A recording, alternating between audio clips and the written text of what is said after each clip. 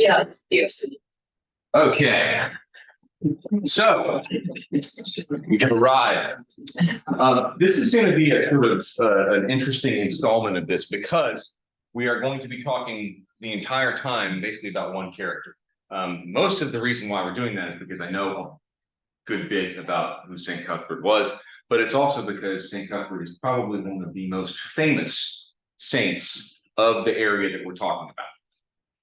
And what's fascinating, at least I find fascinating, is that he winds up being the sort of bridge between the Celtic world and the Roman world. So we will begin our little journey of St. Cuthbert and his life. Okay, yes. It's not letting me advance it because the screen sharing thing. Come on. Technology is so much fun. Okay, here we go. Not. Yes, if it works, yes. So, St. Cuthbert, from sort of context clues, we're never given a specific or exact date, but scholars are sort of in agreement that he was born in the year 635. Y'all might remember the year 635. You might not. No reason why you should, but that was the Battle of Heavenfield. Yes. That was the date of the Battle of Heavenfield, where basically the Christian king Oswald wins the day and Christianity really begins to take root in the north of England. Oswald's the one who calls over to Iona and asks them to send a bishop to him to help the spread of Christianity. So Cuthbert is born at the time that Christianity is really starting to kind of get a foothold in the north of England, or in the southern region of Scotland. So Cuthbert, the best that we know, he grows up in a secular world, but begins to take Christianity seriously at a fairly young age. There's a couple of stories that are told in two accounts of his life that sort of give us the most information about who Cuthbert was. And one of my favorites is Cuthbert, as a fairly young man, is out near the mouth, I think it's the River Wear, and he sees some monks who are struggling against the current, and they're being carried out to sea in great danger of losing their lives. And some of the local populace, who are pagans, begin jeering at the monks and making fun of them and saying, you're getting what you deserve for shaking up all the norms of the world, and you're going to die, and ha ha ha, the gods are laughing at you. And Cuthbert, and this is, he may be 12, 13, 14, who knows, basically says, shame on you. That is not okay. We should be praying to, for these people to save their lives. And so he does that, and guess what happens? It's a miracle. They are rescued. So there's a couple things that we kind of can conjecture about Cuthbert's life. We think that he might have come from sort of the minor nobility. There's no real way of knowing, because there's a couple of different things that Bede tells us that are clues. So one of them you can see in this icon, or this limited manuscript picture. When Cuthbert shows up to the monastery where he winds up living and starting out his monastic career, he has a horse and he's carrying a spear, which, who knows what that means? It means that you have enough money or you have enough means to own a horse, and you probably had some kind of status or rank because you were able to carry a weapon, particularly a spear. So one of the cool stories about Cuthbert is around the age of 16, he has a vision. He's out in a field tending sheep, and he has a vision. Does this sound familiar? There's sort of resonances of Christmas. Anyway, he has a vision. What's that? Yes. So he's out in keeping watch over his flock by night, and he has a vision of the holy bishop Aidan, who we had talked about before, dying and his soul going up into heaven. That is something of a conversion experience for Cuthbert. Now, I don't know how many of y'all have interacted with teenagers or have had an experience of teenagers sort of coming to an understanding of what they believe or that they believe. So around the age of 14, 15, 16 is typically around when that happens. So this is kind of tracking with, standard human psychology, I guess. But as a result of seeing Aidan's soul go up into heaven, he decides he's going to devote himself to a holy life. He has heard of this very famous guy who's got a great reputation as a teacher named Boysen. Boysen. What's that? Good. Boyselderry. So he decides to enter the monastery of Melrose, which in modern day Melrose, there's actually still an abbey ruin in Melrose. It dates to what, the 13th century? But the foundation at Melrose dates back much, much further, much further. So Cuthbert enters Melrose, and the thing to remember about this is Melrose is a Celtic foundation. It is following the practices of Iona. If you remember from last week, we talked a little bit about how the Celtic Church and the Roman observance of Easter, those were sort of two big differences. Now, one of the things, and this is the two sources that we have for Cuthbert's life. One of them is an anonymous biography or hagiography. It is written roughly 9 years after Cuthbert dies. The next one happens about 11 years later, and it's written by the Venerable Bede. So you have an anonymous life of St. Cuthbert, written by a monk of Lindisfarne, of his final community, and the Venerable Bede. You never met the guy, really. Why two lives? Two versions. Why two versions? Romans. They're both Roman. They are both Roman. Now, this is interesting. So, if Melrose, y'all remember this from last week when we talked about haircuts? Okay, what kind of haircut did Cuthbert have when he went into Melrose Abbey? Was it Celtic or was it Roman? So if Melrose is a foundation from Iona, we had a Celtic haircut. So this is a fascinating thing. The anonymous life of St. Cuthbert. I find this utterly, this is one of these little small details. It's like, wow, this tells us a lot about what's going on in that day and age. The anonymous life of St. Cuthbert goes to length to say that when he entered Melrose, he received the Roman tonsure, and describing it as a crown of thorns. Not even possible. Not even remotely possible. And so Bede, writing, afterwards, corrects this. It's like, I don't need to lie to you to prove that Cuthbert is a saint and a hero of the church. So, if anyone asks, what kind of haircut did Cuthbert have? No, everyone's gonna want to know that. Celtic. Bald up front. So, now you know. Might have covered this previously, but is there significance to different styles? Not really. The conjecture is that a Celtic tonsure is Druidic in origin. Sort of, it's a sign of a priestly class, but that's conjecture. All we know is that there was a difference. That there was a sort of a haircut that you shaved from forward, and if the Roman way of doing things was sort of the crown of thorns in your head. But it was nothing more than a haircut that Mr. Butler. That's it. Cast. No, it's just it was a haircut that designated you or sort of helped people identify you as a. Now that was pretty much it. So the fact that that does become a sort of touch point, like it's a shibboleth. Yes. Are you from a place that has Waffle Houses every 5 miles? You must be from the South. It's like, okay, you got it. But really, it does all it says. All it says is it's a haircut that shows the world. So, at Melrose, he is there for just a brief period. In the early 60s, he is sent by his abbot to Ripon.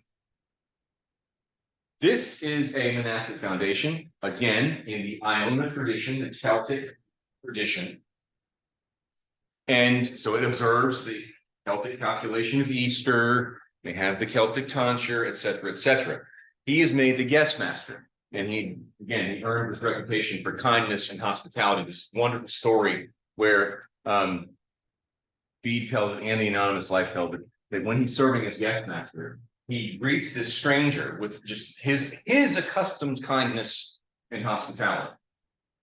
Washes this stranger's feet, chafes them with his hands. I mean, it goes to great lengths to make this person feel welcome. It's an angel. And the angel winds up leaving 3 loaves of delectably delicious, amazing, aromatic bread that anyone in the monastery has ever seen. All because Cuthbert entertains an angel unawares and shows this angel kindness and hospitality. So there's a lesson for all of us in hospitality. If you're willing to be hospitable, you might entertain angels. Yeah, and get some really good bread out of them. So, shortly before the Synod of Whitby, which we talked about last week, Ripon is given to Wilfrid, and Wilfrid is a big proponent of all things Roman. So, Wilfrid comes in, enforces Roman observances. Cuthbert and Iata, but that's not a major important thing, have to return to their original foundation of Melrose because they don't want to observe Roman customs. Wait a minute. So Cuthbert's not a proponent of all things Roman at the outset. That becomes important. So he returns to Melrose, but I think he begins to see a sort of the writing on the wall. Anyway, when he's back in Melrose, the plague kicks off in England.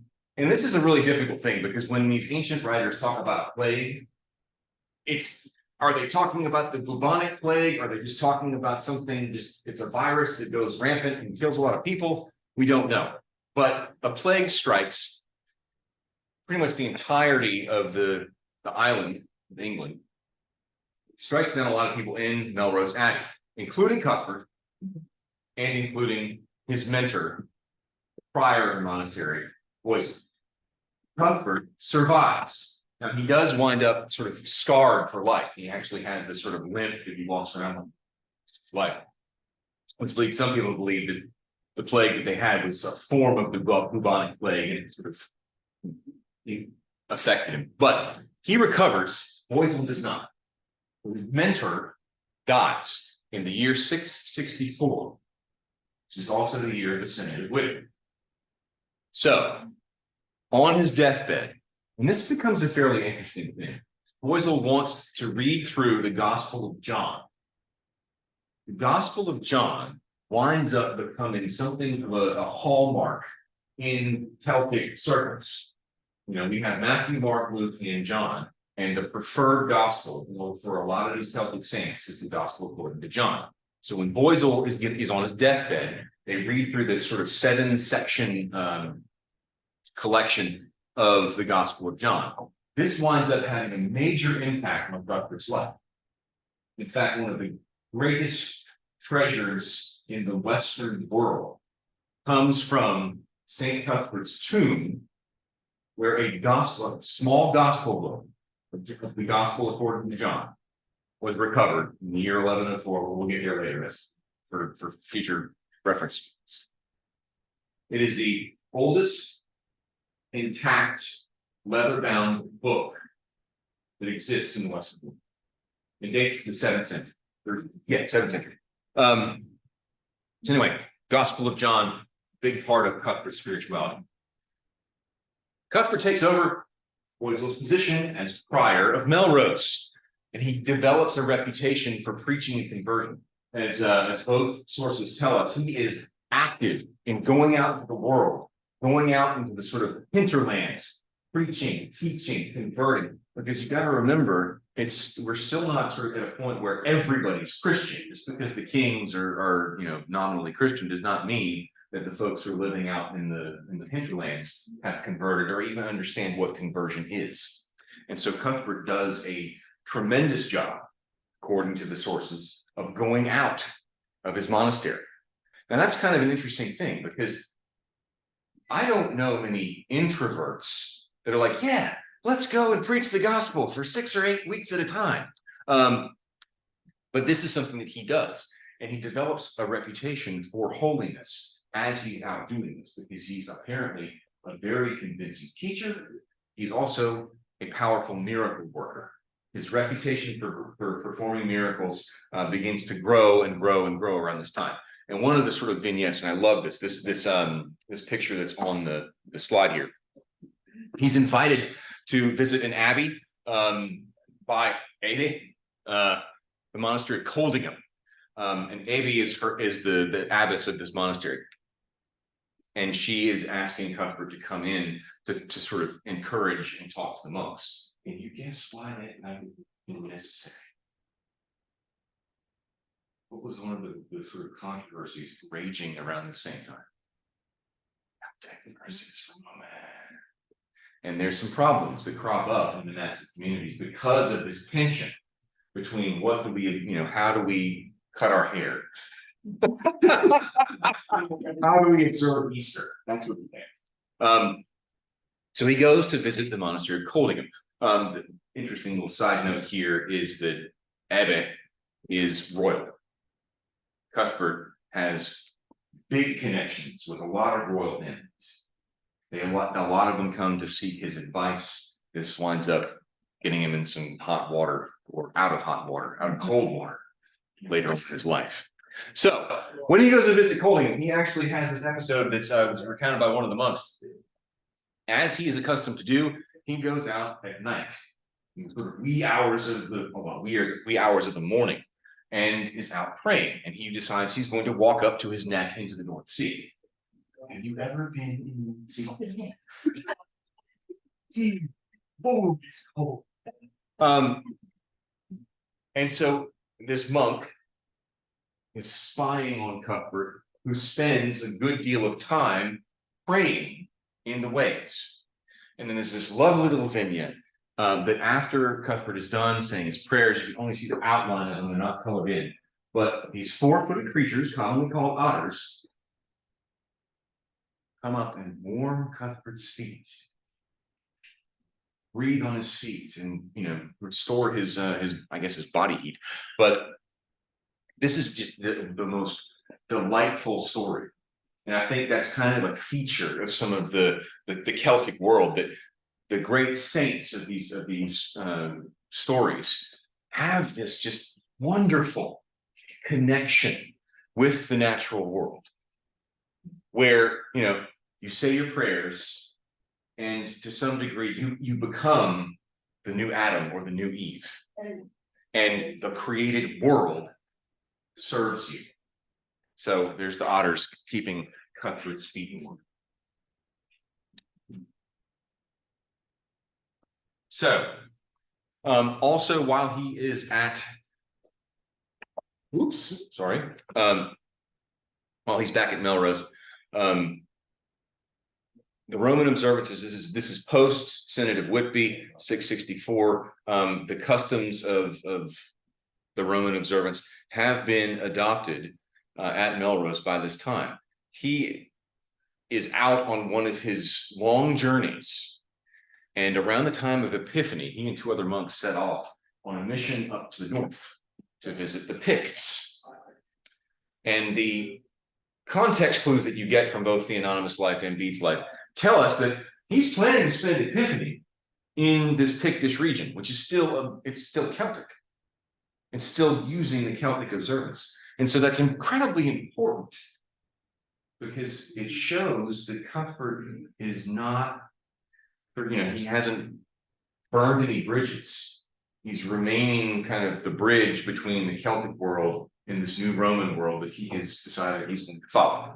So you have someone who is willing to go into a place that might be hostile, or sort of, not agree with his particular practice, and he's going to preach the gospel. You can see he's got a haircut the right way, or the Roman way, Roman way. Anyway, on this trip at, as a monk of Melrose, on 2 separate occasions, there is a miraculous provision of fish. The the boat journey doesn't go as well as it could. Cuthbert says a prayer because they're starving, and then, oh look, a fish that feeds them all. And then again, a fish that an eagle brings to them, feeds them all. How wonderful. So again, there's this sort of connection between great saints and the natural world, where the natural world serves or is at least not opposed to what the saint is doing. So this is an interesting little episode that you have to sort of read between the lines. But the anonymous life says something to the effect that after several years of living as a monk at Melrose, Cuthbert leaves. Bede sort of cleans it up and says, oh, no. He goes to Lindisfarne. He's sent on his bishop's orders to Lindisfarne. But the anonymous life basically just says that Cuthbert is fleeing from the adulations of men and women, but he's fleeing from worldly fame and wants to go live as a hermit, which actually fits in with a lot of the sort of Christian tradition of hermits, deciding, oh, the world is too much of a drag, I'm out, and they just up and leave. But Cuthbert's got a very influential and good position in his community, and so that would the equivalent would be like me just sort of saying bye and leaving the church to go live as a hermit. That's incredibly irresponsible. Makes Cuthbert look really bad. So the question is, what happened? And the conjecture is just sort of, something took place and he left the monastery, and his bishop came and got him and said, whatever's going on here, not okay. I'm going to send you somewhere else and you can continue to be a monk. So his bishop sends him to Lindisfarne. He becomes the prior of the monastery. And the Lindisfarne community, which up until that time has been a Celtic observance of Easter kind of place with the wrong haircut, they're still very sore about the Synod of Whitby. Still very upset over what has happened with Wilfrid becoming powerful, blah, blah, blah, blah, blah. So Cuthbert is brought in as kind of a healer. He's brought in to sort of smooth those waters and to kind of make everything okay. And what we're told from the sources is that it's not easy. He runs into all kinds of difficulty, but his modest virtue and patience does wind up winning them over. And, his miracle working, all that sort of thing are also kind of helpful on that one, I guess. But he's still drawn to the solitary life. He's still drawn to live the life of a hermit. So he begins, as Bede and the anonymous life tell us, he begins to experiment with this. And best guess that we have, so this is St. Cuthbert's Island, which is the picture on the left here. St. Cuthbert's Island. This is a small little island. It's just off the coast of Lindisfarne, maybe 100 yards or a little bit less. And that might have been where he started living as a hermit. And after a sort of probationary period, he decides, I want something even more cut off and remote. And so about 6 miles to the south of Lindisfarne, there's an island. It's the closest one to the coast, called Lindisfarne. And it's fairly large. You can probably get a little bit of a guess. This is a lighthouse. Small little enclosure, which is that's probably where Cuthbert had his setup. But that's where he winds up going. He winds up going 6 miles, and this place is almost impossibly inaccessible. Depending on the weather, how rough the ocean is, the only place you can access it is sort of the northeast corner. And the sort of landing, you kind of see some boats crowding around it. But it's not accessible. And so for months at a time, when he's out there, you could be cut off from anyone being able to come out and get you. And so having the ability to sort of be self-sustaining becomes all important. But that's where he winds up living as a hermit. There's all kinds of wonderful miracles associated with Cuthbert out on Lindisfarne. One of them is that he's able to build, with the help of angels, a monastic cell. So there's Cuthbert hanging out with an angel, being a stonemason. and praying to God at the same time. Another one, and this is one of my favorite ones, but it tells us something I think incredibly important. Cuthbert winds up having to plant some crops so that he can support himself, he sustain his own life. And these ravens show up, or crows show up, and they start to damage his crops. What does he do? He goes out and scolds them. And he basically preaches to them. It's like, he does not go out with a hoe going, ah. He goes out and he basically says, you guys, shame on you. You shouldn't be doing this. You shouldn't be, taking the labor of others and upsetting the work that I have done. You shouldn't be doing this. Please don't ever do it again. And if you can't do that, then don't come back. The crows are so filled with remorse, they wind up bringing him bread. So, this again, though, this willingness to be in conversation with the natural world around you, not in an adversarial way, but in a way that says, I am the master of this land, yes, but I'm not going to wreck it or sort of treat the other creatures that are on this land as less than. I'm going to say, you shouldn't be doing that. Give me some bread. No.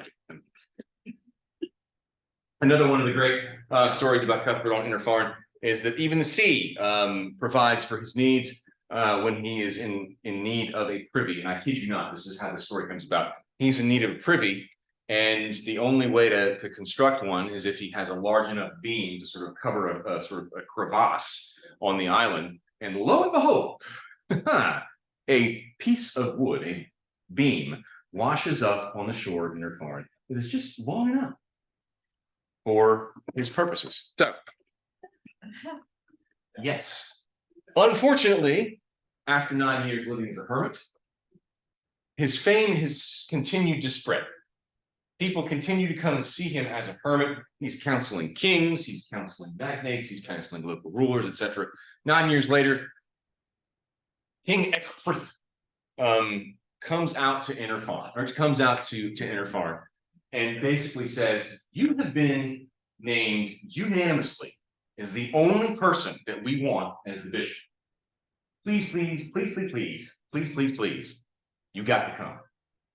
This is the year 685. He becomes the bishop of Lindisfarne. Now, he comes in, this hermit who has a reputation for saintliness, for hospitality, for working miracles, and for being the bridge between the Celtic and Roman worlds, is asked to come in the wake of Wilfrid. Wilfrid was the sort of very strident proponent of all things Roman, ticked off a lot of people. So Cuthbert comes in to sort of be, again, this bridge figure who's not going to sort of shake things up or be too in your face about stuff.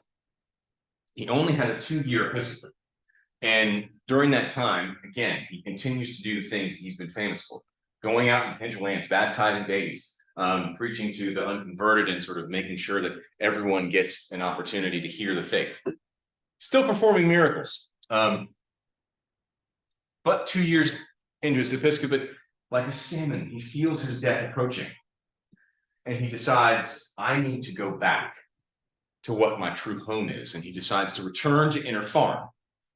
There, he's only there for a few months, and he becomes sick, and he dies. His monastic community is with him on his deathbed. That's to him receiving the final sacrament. And when he dies, there are monks out on Lindisfarne who are lighting a signal fire to indicate to the brothers on Lindisfarne that Holy Father Cuthbert has gone to be with Jesus. And so already at his death, everybody knows this guy's a saint. Everybody knows this guy's a saint. He's like 52, I believe, when he dies. But if you're living out in the North Sea in an exposed air hut, probably not going to last very long. So he dies. His body's brought back to Lindisfarne. They bury him and they exhume him 11 years later. Why would they do that? in this part of the world, in this time of the development of the Christian church, the idea was relics. Yes, we can have relics. We got relics. We can have bits of bone spread throughout the known world, and everyone will have a piece of St. Cuthbert. Unfortunately, he had not decomposed. This is called incorruption. This was actually a sign of sanctity, like a super duper big time sign of sanctity. That when they dug him up and they opened his coffin, it looked like he was still, like he had just died. Like sinews were still limber, his arms were still, you know, anyway, so that only helps to spread his cult. And it really starts to spread. So Vikings begin invading. By 875, it's become untenable. The monks leave Lindisfarne with Cuthbert's body, which is still incorrupt. And they go on this sort of, you know, tricky trot around the north of England, including Chester-le-Street, but they finally arrive and settle in Durham in 995. One of the things that when we visit Durham, you'll see this statue of a cow on the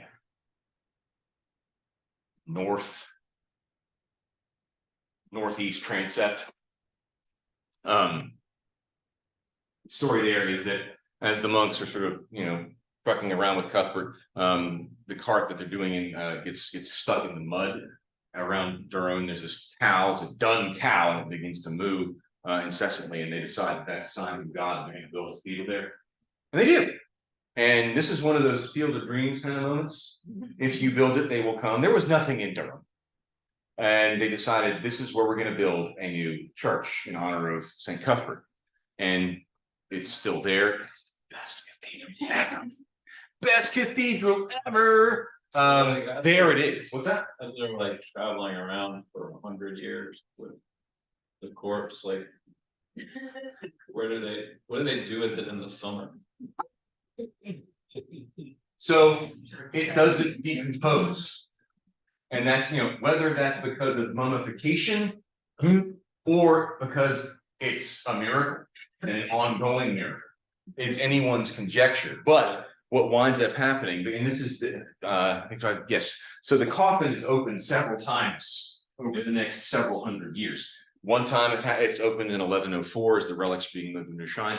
Guess what? Still incorrupt. That's insane. That's like 400, 500 years later, right? So it still looks like he's, you know, newly dead. And during the dissolution of the monasteries in 1537, Henry VIII's commissioners come to basically close down the monastic foundation of Durham Cathedral. And they decide they're going to wreck the shrine. Well, they do. And they open the tomb. And even the guy whose job it was to open the tomb was like, I am not messing with that. Because that is not, like, that's a body. It's not bones, it's not decomposed, it's a body. And so that is, it's reburied under a marble slab at that time. And that marble slab actually is still there. It has this wonderful inscription on it. It's this giant gray star, well, it's gray, and it just says Cuthbert.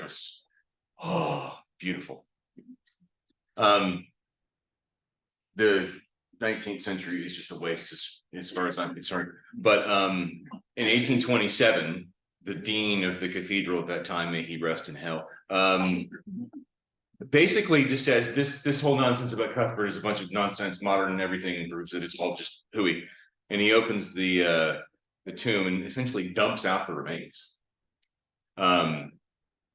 Very hastily and sloppily puts them back. So I would consider that a desecration.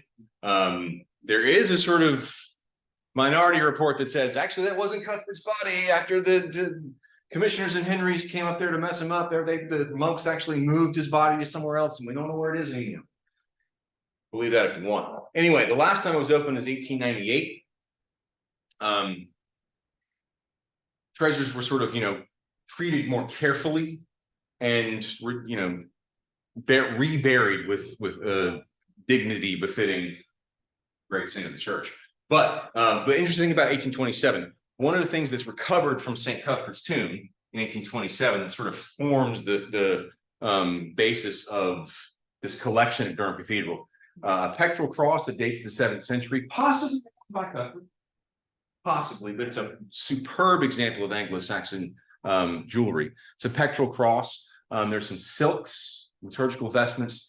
Dates about the 10th century, but still incredibly important because you don't have a lot of textiles that date back that far. Textiles just don't survive that long. There's an ivory cone, that's sort of an Anglo-Saxon example, and there's a 7th century wooden coffin that contained his body. It is really neat because it has some Anglo-Saxon runic inscriptions on it as well as Latin. And so it's a very cool sort of crossover that gives you a sense of how important this guy was in many different cultures. So, being on time. Man, blew through that. That's great. So, again, the shrine today is in Durham Cathedral, behind the high altar at the east end. It's still a very popular and well-visited shrine. There are many stories associated with the community of St. Cuthbert protecting Durham. One of my favorites actually dates to World War II. Year, it was 1942. Dresden was bombed, and Dresden was absolutely destroyed. And the Germans, in retaliation for the bombing of Dresden, decided, well, you decided to destroy one of our big culturally important cities. We're going to do the same to you. And they picked Durham as a target. The story goes that the squadron that left Germany was flying into, and that there was early morning fog that kind of began to come up from the River Weir as the squadron was approaching. But then it turned into an early morning soup and obscured the entire city. And the Germans could not find Durham and overshot it. So the mission failed. And as the story goes, sort of the dean and chapter of Durham Cathedral met together that saying prayer for the protect Durham. And it happened. There are also some rather unsavory 12th century accounts of Cuthbert, like if you steal cows from the monastic community, your liver falls out. So there's a sort of lesson like don't mess with St. Cuthbert. But again, to this day, that shrine is there. It is visited by pilgrims on a fairly regular basis, and it had the reputation before the dissolution of the monastery being one of the most sumptuous shrines in all of Christendom. Jewels and gold and all this sort of stuff adorned the shrine. So we have no idea what it would have looked like. I think this is a little more handsome or a little better, more fitting the saint as he was. He was not opulent or anything like that. So the other cool thing about Durham Cathedral, the monk who helped to make Cuthbert incredibly popular, Venerable Bede, is also buried in Durham Cathedral. And I cannot remember what the Latin says, but if you translate the Latin, because it's a rhyme, if you translate the Latin almost word for word, you wind up getting an English rhyme as well. Beneath these stones lie the Venerable Bede's bones. It's like in haec massa something Flossa. Who knows? But Bede is buried at one end of Durham Cathedral. Cuthbert is buried at the other end of Durham Cathedral. And you've got two of the giants of this era in the same place. So, pretty cool. Okay. Well, we'll get to that one later. All right, any questions? I ran through Cuthbert's life so fast. I'm getting there. That'll be next week. That's some of the treasures of St. Cuthbert. We're going to start getting into the artifacts and the archaeology and some of that sort of stuff. But questions? Is it is he under that slab? Or remaining? Yes. Cut on the left here. Yes, and that's if the remains that were exhumed in 1827 are in fact Cuthbert's remains, which we have reason to believe they are. That's what's currently beneath that. There's also. This is wild. So Oswald, this king, who was the first Christian king of Northumbria, he dies in battle. He's decapitated. Well, where does his skull wind up? In St. Cuthbert's coffin. And so it's in there too. Oswald's head. And that's one of those funny things, because when they dug it up in 1827, there's this wonderful sort of catalog list of all the stuff they found. Sloppily put together. But the list from 1898 corroborates it a little bit more scientifically. But it's, Oswald's skull. So there are two skulls that are found in this coffin. What is this? Yeah. So, Oswald's skull. So, questions, comments. So again, the thing I want y'all to remember, and the sort of the important piece here, the time at which Cuthbert lived is a time of sort of upheaval in the church and difficulty sort of spreading the faith amongst pagans, for lack of a better word, or the unfaithful. Cuthbert somehow manages to become a sort of heroic figure among everyone.